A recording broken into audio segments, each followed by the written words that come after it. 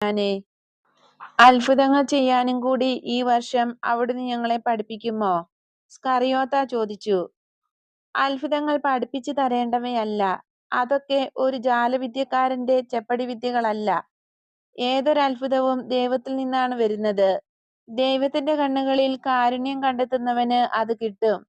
നല്ലവനാകാൻ കഴിയുന്ന പക്ഷം നിങ്ങളിൽ ദൈവകാരുണ്യം പതിയുകയും അത്ഭുതങ്ങൾ ചെയ്യാനുള്ള സിദ്ധി നിങ്ങൾക്ക് ലഭിക്കുകയും ചെയ്യും.